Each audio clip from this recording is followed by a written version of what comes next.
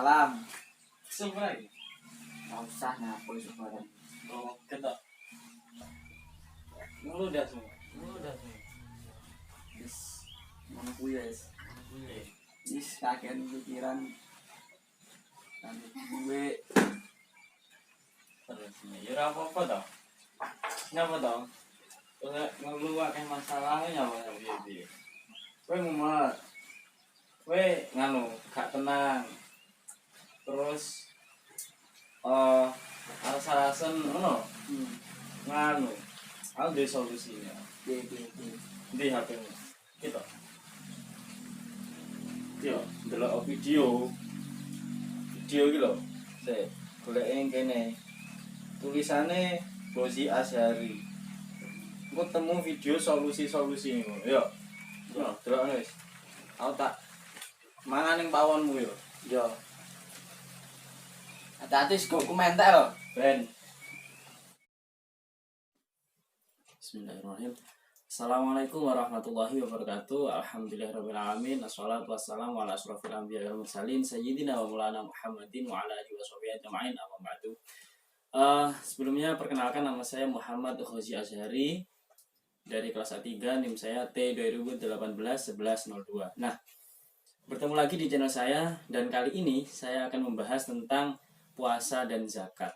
Nah, tapi bukan kepada fokus kepada puasa dan zakatnya, tapi lebih kepada hikmah-hikmah yang bisa kita dapat dari puasa dan zakat. Untuk video ini untuk memenuhi tugas dari mata kuliah fikih, ibadah, dan muamalah seperti itu.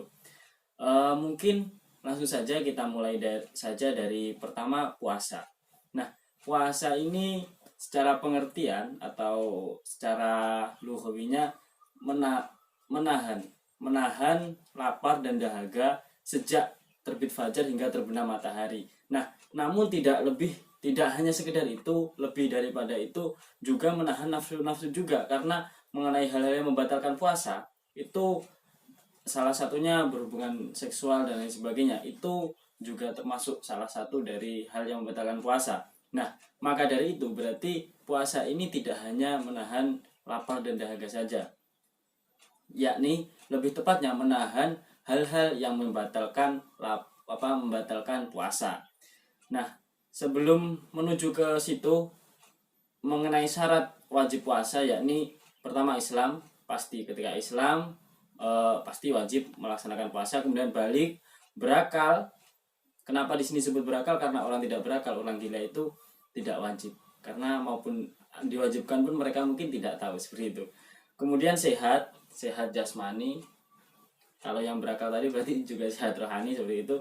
Kemudian mampu di sini artinya memang kuat untuk melaksanakan puasa. Jadi agama Islam tidak menyulitkan bagi orang-orang yang memang tidak mampu untuk melaksanakannya. Kemudian tidak dalam perjalanan atau musafir. Nah, ada dalam Islam itu ada banyak kemudahan, keringanan banyak. Ketika sudah masuk ke batas musafir, misalnya sholat bisa diqadha dan sebagainya. Dengan puasa juga seperti itu. Orang yang maksud kami tadi bisa dijamak atau dikosor seperti itu kalau sholat di perjalanan jauh. Nah, kalau puasa ini bisa diqadha nantinya jika itu puasa wajib. Kemudian rukunnya itu ada 2, yakni niat sebelum kita melakukan puasa dan menahan diri dari hal-hal yang membatalkan puasa tadi. Mengenai hal yang membatalkan puasa itu sangat banyak. Yang pertama, makan, minum, berhubungan seksual, bahkan dengan istri sendiri pun tidak boleh, apalagi dengan orang lain yang tidak boleh. Kemudian berbohong ke Allah dan Rasulnya. Ini mungkin kalau untuk berbohong ini ada tingkatan-tingkatnya. Jadi puasa itu ada 3 tingkat seperti itu. Kemudian banyak. Salah satunya yang sering dilakukan oleh masyarakat, alasan-alasannya banyak sekali. Misalnya saya tuh kalau cuma untuk menahan lapar dan dahaga itu sangat mudah. Kalau nggak bisa itu menahan tidak rokok. Nah, ini merokok juga termasuk membatalkan puasa karena memasukkan sesuatu ke dalam melewati kerongkongan sudah. Sengaja muntah disengaja, kan aneh. Muntah padahal tidak enak kok disengaja. Ini banyak sekali. Terlepas dari itu, dalam sunnah-sunnahnya saja. Kalau membatalkan insya Allah semua teman-teman sudah paham mengenai sunnah-sunnahnya. Antara yang menyegerakan berbuka, jadi segera berbuka ketika sudah masuk waktu. Jadi jangan masih asar berbuka alasannya menyegerakan, tidak seperti itu. Mengakhirkan sahur artinya ya sebelum terbit fajar. Jangan mengakhirkan sahur jam 6 jam 7 aku mengakhirkan, enggak seperti itu. Kemudian memperbanyak amal-amal, karena puasa ini khususnya di bulan Ramadan itu dilipat gandakan seperti itu. Kemudian meninggalkan ucapan buruk, membaca doa ketika berbuka dengan yang manis. Berbuka dengan yang manis, bersama yang manis itu lebih nikmat nanti bukannya seperti itu. Yang dimakruhkan dalam puasa itu misalnya berkumur berlebihan. Nah, itu dimakruhkan. Bahkan kalau mungkin teman-teman dulu waktu kecil niatnya ingin berkumur tapi ditelan, kan banyak seperti itu. Ya seperti itu. Kemudian banyak mencicipi makan tanpa ada kebutuhan, misal masak-masak buat buka bersama banyak dicicipi satu piring, nah itu nggak boleh. Oke. Kemudian puasa itu bukan hanya puasa Ramadan, tentu masih banyak, ada puasa yang wajib, puasa sunnah, puasa makruh, haram, tergantung konteksnya. Kemudian jika kita berbicara seperti yang saya bilang tadi, hikmahnya ketika kita melakukan puasa dan sebagainya, itu sangat banyak hikmahnya. Yang pertama, hikmahnya adalah kita yang jelas semakin dekat kepada Allah. Pertama, itu pasti. Jika puasa kita benar-benar berpuasa, benar-benar menahan nafsu, menahan hal yang membatalkan puasa. Kemudian menjaga keseimbangan tubuh. Nah, ini salah satu hikmah atau manfaat dari segi jasmani kita. Ya kan, seperti itu. Kemudian dari rohaninya mungkin kita bisa lebih mengungkapkan atau lebih merasakan syukur kepada Allah atas betapa nikmat kita yang sudah kita peroleh tadi sangat banyak, kan seperti itu. Kemudian silaturahmi juga diperluas akhirnya, karena mungkin kalau nggak puasa, biasanya kalau orang-orang di desa kita ini kalau nggak puasa, kalau nggak Ramadan nggak ke masjid, nggak sholat berjamaah. Tapi karena Ramadan kita tarawih, akhirnya bertemu dengan banyak orang. Kemudian melatih kesabaran, kita sabar menahan emosi, menahan lapar, ya kan, seperti itu. Menahan, ya misalnya sudah berumah tangga, menahan ingin macam-macam tapi ditahan untuk lebaran, dijalengin, kan seperti itu. Melatih disiplin waktu, kita dilatih bangun pagi, karena kesempatan sangat banyak. Ketika kita sahur, kita bisa sholat tahajud, ketika sebelumnya kita tidak pernah sholat tahajud. Kemudian melatih hidup sederhana. Kemudian terlepas dari itu, sebagaimana yang dikatakan oleh Gus Bahaudin Nur Salim, sebenarnya dari puasa ini sebenarnya kita tahu bahwa dulu kita sombong dan sebagainya, kita merasa kuat, kita merasa apa-apa kita bisa sendiri, bahkan tanpa membutuhkan orang lain. Ternyata tidak. Bahkan kita itu membutuhkan benda mati. Buktinya kita puasa hanya memindah jam makan saja, jam makan dipindah, kita sudah lemas.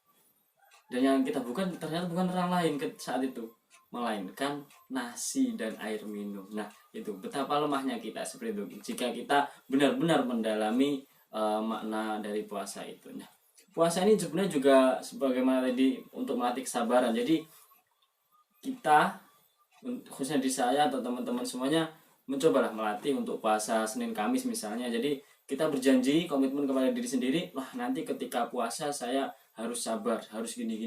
Nah, ketika itu sudah kita laksanakan, pertama hanya hari Senin dan hari Kamis misalnya, kemudian kita renung gitu, nikmat mana puasa untuk tidak menahan emosi misalnya, untuk tidak menahan melakukan hal-hal yang bermaksiat kepada Allah. Itu lebih enak mana? Pasti lebih enak berpuasa. Mungkin dari situlah kita untuk melakukan pembelajaran kepada diri sendiri. Mungkin itu. Kemudian kita lanjut dari zakat. Ketika kita lihat pengertian zakat secara etimologi adalah memiliki arti berkah, bersih, berkembang, dan baik. Sedangkan menurut istilah, zakat adalah sejumlah harta tertentu yang wajib dikeluarkan oleh seorang Islam dan diberikan kepada golongan yang berhak menerima zakat. menurut ketetapan yang sudah ditetapkan oleh Islam, seperti itu. Zakat ini sangat banyak.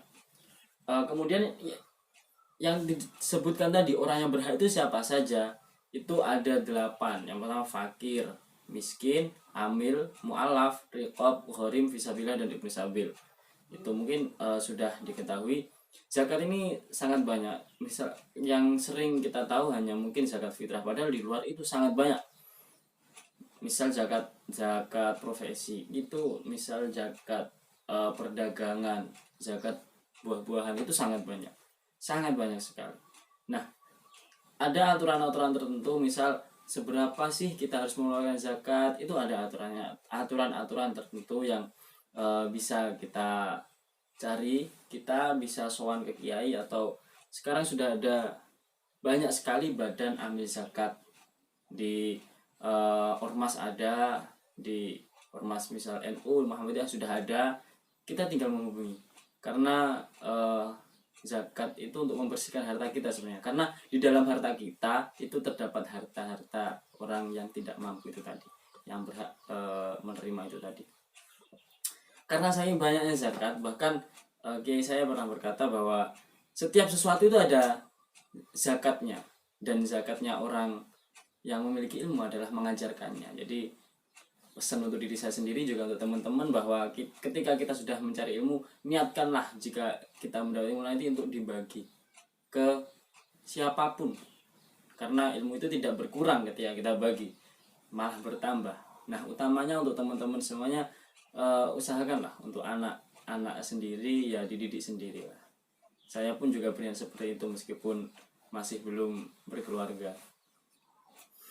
Kemudian yang terakhir adalah kita membahas hikmah-hikmahnya, yang tentu juga sangat banyak. Hikmah sosial, hikmah psikologi, hikmah ekonomi, sangat banyak. Hikmah dari sosial misalnya, yaitu mengurangi kesenjangan sosial antara si kaya dan si miskin, karena sebenarnya mereka kedua saling membutuhkan. Si kaya membutuhkan si miskin untuk menyalurkan zakatnya, dan si miskin untuk membutuhkan si kaya untuk mendapatkan bagian dari zakatnya. Dan bahkan tidak ada yang kaya jika tidak ada yang miskin, maka harus berterima kasih. Kemudian bisa untuk tujuannya yang sudah saya bilang tadi, untuk membersihkan harta kita dari harta hak-hak orang yang berhak menerima zakat itu tadi. Kemudian mengikis akhlak buruk, karena juga kita berlatih untuk memberi, ya kan. Bahkan kita jangan hanya memberi secukupnya ketika zakat itu. Misalnya hanya zakat kita mempunyai 40 ekor unta, hanya zakat 40 ekor kambing misalnya, hanya zakat 1, ya janganlah. Zakat 2 atau 3 saya kira tidak mengurangi kekayaan, bahkan mungkin karena sebab itu mungkin akan bertambah. Kemudian sebagai ungkapan syukur atas nikmat Allah, jadi kita jika berzakat, kita insya Allah kita harus merasa lebih dekat kepada Allah, karena kita sudah mendapatkan nikmat yang begitu banyak. Kita harus menyadari itu, seperti itu. Kemudian memberikan dukungan moral dan material kepada orang-orang yang baru masuk Islam, karena salah satunya yang diberi adalah mu'alaf, orang yang baru masuk Islam. Nah, maka mungkin mereka sedikit merasa diperhatikan, itu sangat baik. Dan ini manajemennya sangat baik sebenarnya dari Islam untuk kita beragama yang katanya rahmatan lil alamin, rahmat bagi seluruh alam. Jadi seperti itu. Mungkin dengan kita benar-benar melaksanakan puasa, melaksanakan zakat dengan sangat baik, insya Allah kita akan menjadi insan, menjadi hamba yang senantiasa bertambah baik. Dan itu memang harus selalu kita usahakan. Dan video saya ini untuk mengingatkan diri saya sendiri, dan untuk teman-teman yang mungkin melihat video saya, untuk mengingatkan lebihnya bahwa kita itu harus melaksanakan ibadah itu bukan hanya formalitas, bukan hanya ritual saja. Setiap ini sholat, tapi harus membekas. Bagaimana ibadah kita itu membekas untuk kehidupan kita. Jadi kita yang beribadah, orang lain juga merasakan ibadah kita. Artinya ketika kita sholat, misalnya orang lain juga merasakan kedamaian bahwa kita sholat dan kita tidak mencemooh, kita malah menyayangi dan sebagainya. Kan seperti itu tujuannya Islam, rahmatan lil alamin. Oke, mungkin itu saja dari video saya kali ini. Apabila ada kurang lebihnya saya pribadi mohon maaf yang sebesar-besarnya. Untuk teman-teman jangan lupa tetap menjaga tali silaturahim meskipun dalam keadaan pandemi seperti ini. Kita harus tetap silaturahim meskipun hanya sebatas via WA, karena untuk menjaga kesehatan masing-masing itu tidak masalah. Yang penting kita berniat untuk menyambung silaturahim. Mungkin seperti itu saja yang dapat saya sampaikan. Wabillahi taufiq wal hidayah. Wassalamualaikum warahmatullahi wabarakatuh.